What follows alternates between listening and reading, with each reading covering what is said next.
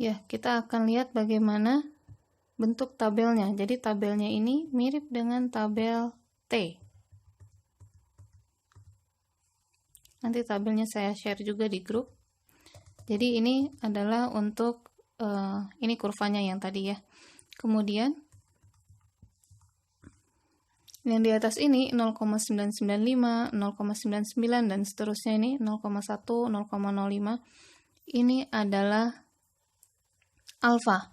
Kemudian yang di sebelah kiri ini 1 sampai sekian, 1, 2, 3 dan seterusnya sampai banyak ya. Ini adalah DF-nya atau V. Jadi nanti dari soal kan diberikan alfanya. Sudah diberikan alfa, kemudian ada berapa data yang kita observasi, maka dimasukkan ke dalam rumus V. Rumusnya berbeda sedikit dengan V pada distribusi T-student.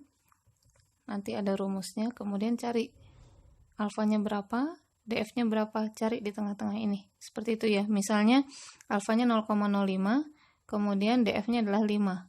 Berarti ini 11, sekian. 11,070. Jadi cara membacanya mirip dengan cara membaca tabel T. Oke. Kita masuk ke pembahasan uji kecocokan. Jadi, intinya menguji kecocokan suatu distribusi data itu adalah antara frekuensi data observasi dan frekuensi data harapan sesuai teori yang disesuaikan dengan distribusi tertentu. Balik lagi saya sampaikan, contohnya misalnya saya ingin nilai kalian berdistribusi normal. Itu adalah maksud distribusi tertentu. Ya, sesuai dengan teori. Kemudian, dia terdiri dari satu variabel dan K kategori. Jadi nanti ada satu variabel saja. Kalau yang kemarin regresi dan korelasi itu kan X dan Y. Kalau yang ini misalkan adalah X saja. Kemudian banyaknya ada sebanyak K kategori. Kemudian di sini uji hipotesisnya, jadi H0-nya itu tidak ada perbedaan yang signifikan antara distribusi data dengan distribusi model. Jadi distribusi data itu maksudnya adalah frekuensi data observasi. Dari frekuensi data observasi yang distribusi model itu didapat dari frekuensi data harapan. Jadi H0-nya itu tidak ada perbedaan yang signifikan antara distribusi data, ini hasil observasi, dengan distribusi model. Maksudnya model di sini adalah sesuai dengan teori atau distribusi harapan. Kemudian H1 jelas kebalikannya, yaitu ada perbedaan yang cukup signifikan antara observasi dan harapan, yaitu antara distribusi data dengan distribusi model. Ini adalah rumus derajat kebebasannya. DF-nya sama dengan K dikurangi 1. Dengan K-nya adalah banyaknya kategori. Jadi bukan banyaknya data nanti ya. Kalau misalnya pada T itu kan banyaknya data kurangi 1. Tapi kalau pada C kuadrat ini adalah banyaknya kategori yang dikurangi 1. K kurang 1. Ini rumus C kuadrat. Seperti biasa, ini adalah rumus untuk kita hitung di tahap kelima pada uji hipotesis. Ya, jadi C kuadrat sama dengan OI. O ini adalah frekuensi observasi kategori ke I. E ini adalah frekuensi ekspektasi kategori ke I. Jadi nanti ada misalnya ada 5 kategori, masing-masing kategori kita kurangi antara observasi dikurangi ekspektasi, kemudian dikuadratkan, dibagi dengan nilai ekspektasinya. Kemudian daerah penolakannya akan selalu bentuknya seperti ini. Hasil hitungan kita harus lebih dari C kuadrat pada tabel untuk ditolak. Ya.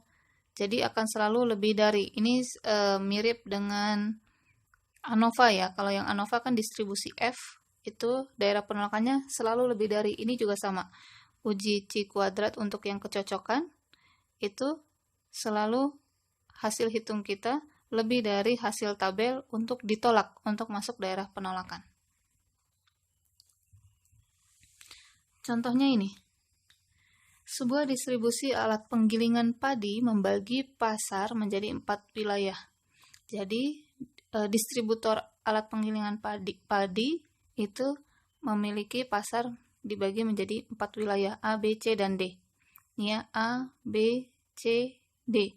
Kemudian ada informasi bahwa pendistribusian alat penggilingan merata pada setiap wilayah. Katanya merata nih, alias ekspektasinya itu merata. Kemudian kita ambil 40 arsip sebagai sampel.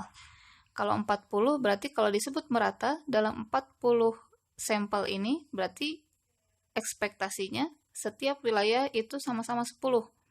Karena dibagi 4 ya. 10, 10, 10, 10. Jadi hati-hati dalam membaca soal ya, harus bisa dipahami.